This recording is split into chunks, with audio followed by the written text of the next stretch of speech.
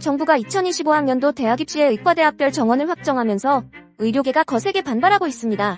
장기간 이어온 정부와 의료계 갈등에 환자들과 가족들의 고통은 더욱 심각해지고 있습니다. 그러나 여론은 강경 일변도로 정책을 밀어붙이는 정부보다 의료계에 호의적이지 않은데요. 단순히 파업으로 심화되는 환자들의 고통보다는 그동안 대한의사협회 등 대표단체들이 쏟아낸 거친 말 때문이라는 분석이 나오고 있습니다. 지난 21일 주수 대한의사협회 비상대책위원회 언론홍보위원장은 오늘부터 14만 의사의 의지를 모아 윤석열 정권 퇴진 운동에 나갈 것이라고 밝혔습니다. 이어 의사들의 의지를 모아 자유민주주의를 지키기 위해 윤석열 정권 퇴진 운동에 앞장서려고 한다며 필요하다면 정치권과의 연대에 나갈 것이라고 말했는데요. 또한 정부가 의대 정원 확대를 발표한 직후 인터넷 직장인 커뮤니티인 블라인드에도 의사와 의료인들이 전공의들은 그냥 누워있을 것이다, 별다른 무기도 필요 없다 등 거친 글이 쏟아졌습니다. 이보다 더 심각한 표현도 문제가 됐습니다.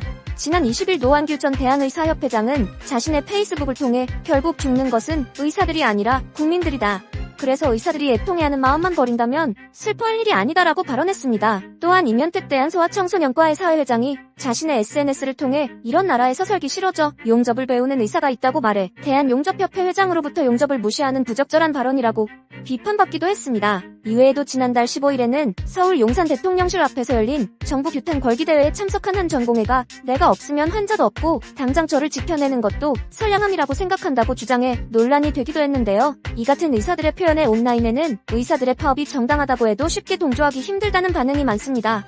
특히 전공의 파업 사태 이후 입학정원 정책에 반대하는 일부 의료계 관계자들의 발언이 환자를 우선시한다는 히포크라테스 선서를 무시한 채 권위만을 우선시한다는 것입니다. 이를 지켜본 한누리꾼은 이번 사태로 적지 않은 의사들이 환자를 도와줄 대상이 아닌 상품이나 인질로 본다는 것을 알게 됐는데 지지할 이유를 느끼지 못하겠다고 지적하기도 했습니다. 유용하게 보셨다면 구독, 알림 설정 부탁드려요.